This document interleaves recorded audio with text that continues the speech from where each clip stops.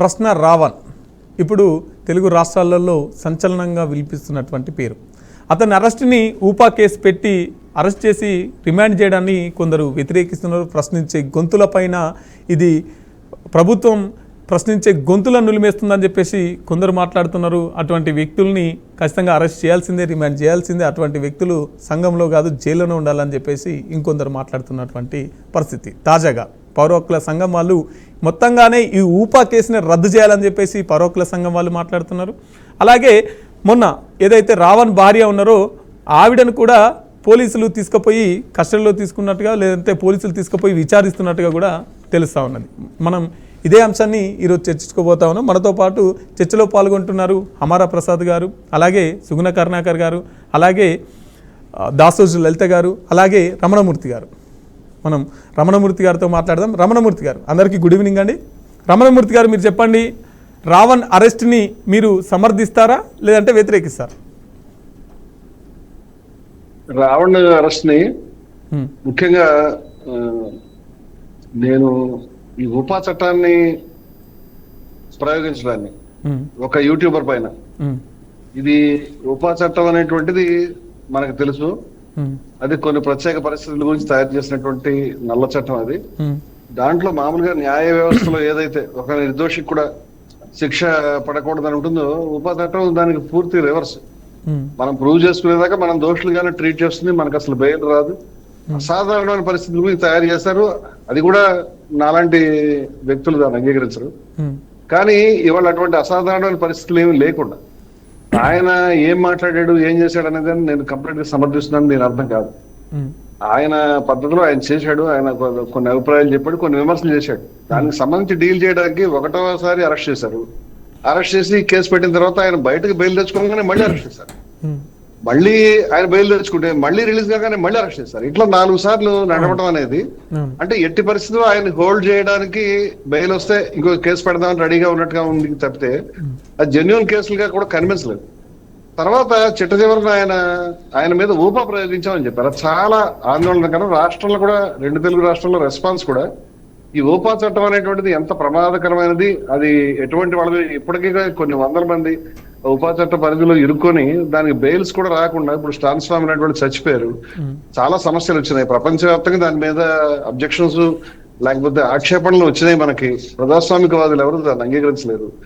అవన్నీ ఒక ఎత్తుగా వామపక్ష భావజాలము, మావోయిస్ట్ పార్టీకి సానుభూతి పడడం, లేకపోతే సాయుధ తిరుగుబాటుని సమర్థించడం, అక్కడ దాకా అంటే పోనీ అనుకోవచ్చు. కానీ యూట్యూబర్ మీద, అది కూడా ఆయన ఏదో హెడ్మా గురించి ఒక ఆర్టికల్ రాసేయడనో లేకపోతే ఎప్పుడో ఒక పరోక్షమైన కామెంట్ చేసేయడం కారణం చెప్పి ఆయన పైన ఉపా ప్రయోగించడం అనేది అది ఎవరు అంగీకరించే విషయం కాదు. నక్సలైట్ ఉద్యమం అనేది కంప్లీట్ గా మేము క్లోజ్ చేసేసాం, మావోయిస్ట్ తిరుగుబాటు అంతమైపోయిందని కేంద్ర మంత్రులే ప్రకటించినటువంటి పరిస్థితుల్లో ఇప్పుడు ఒక యూట్యూబర్ మీద ఉపా ప్రకటిస్తే మా భయం ఏమిటంటే, నేను అనేక రకాలుగా అనేక ధోరణిలో వ్యక్తం చేస్తున్న వాళ్ళు ఉన్నారు. ఇక్కడ కూడా మిత్రులు చాలా మంది కనిపిస్తున్నారు.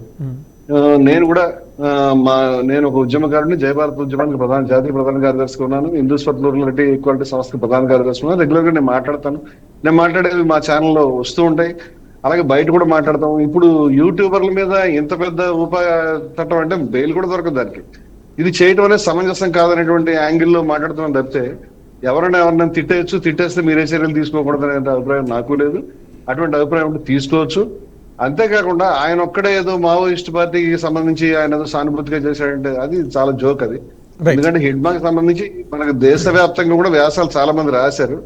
చాలా మంది దాంట్లో మంచి మాట్లాడారు. ప్రజాస్వామికవాదులు, న్యాయ హక్కులు, ప్రజా హక్కుల గురించి మాట్లాడేటువంటి వాళ్ళు, పౌర హక్కుల గురించి మాట్లాడేటువంటి వాళ్ళు అనేక మంది ఎన్కౌంటర్లకు సంబంధించి అభిప్రాయాలు చెప్తా ఉన్నారు. అట్లాంటి చెప్పడానికి, వినడానికి సమాజం సిద్ధంగా ఉండాలి తప్పితే ఏదైనా కొంపలు మునిగిపోయినట్టు మాట్లాడిన వాళ్ళందరి మీద ఉపయోగపడతారని అది కరెక్ట్ ధోరణి కాదు. రైట్, మనం అమర ప్రసాద్ గారితో మాట్లాడదాం. అమర ప్రసాద్ గారు, మీరు సమర్థిస్తారా వ్యతిరేకిస్తారా? జై శ్రీరామ్. ప్యానల్లో ఉన్న అందరికీ నమస్కారం అండి. అండ్ బీఆర్కే ఛానల్ ప్రేక్షకులు కూడా నమస్కారం అండి.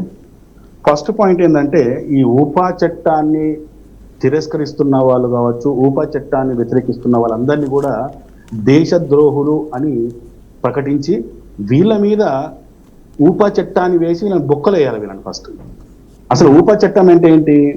తీవ్రవాద నిరోధక మరియు దేశ సార్వభౌమత్వానికి విఘాతం కలిగించే ఈ చట్టం ఇది. ఎవరైతే ఉన్నారో వాళ్ళకు వేస్తున్న చట్టం ఇది వాళ్ళకు. ఇప్పుడు ఆ హిడ్మాను అలాగే ఈ దేశాన్ని ప్రేమించడం లేదు అని చెప్పేసి, నాకు భక్తి లేదనో ప్రేమ లేదనో సంథింగ్ ఏదో స్టేట్మెంట్స్ వచ్చినాయి. ఇలాంటి ఒక నక్సలైట్ తీవ్రవాదాన్ని ఇజాన్ని ప్రోత్సహిస్తున్నట్టు అలాగే ఆయన ఏం మాట్లాడిందంటే, రావణ్ అనే ఇతను ఏం మాట్లాడిందంటే, ఇలాంటి హిడ్మాలు ఇంకా చాలా పుట్టాలి. ఎవరి కోసం పుట్టారా? సమాజంలో నక్సలైట్లు పుట్టాలా, సమాజంలో తీవ్రవాదులు పుట్టాలా? వాడు మాట్లాడుతున్న మాటకి ఏమన్నా అర్థం ఉందా? ఇలాంటి తీవ్రవాద భావజాలాన్ని కలిగి ఉండి ఈ తీవ్రవాద భావజాలం మీద కేసులు వేస్తుంటే విమర్శించే ప్రతి ఒక్కళ్ళను కూడా ఈ చట్టాన్ని, ఉపా చట్టాన్ని వేసి బొక్కలేయాలి. ఎందుకంటే అసలు వీళ్ళకి ఏం కావాలి? దేశ వ్యతిరేక భావజాలము ప్రోత్సహిస్తున్న వాళ్ళను, ఎవరైతే ఇప్పుడు ఈ రావణ్కు సపోర్ట్ చేస్తూ ఈ చట్టాన్ని వ్యతిరేకిస్తున్న వాళ్ళందరికీ ఏం కావాలి?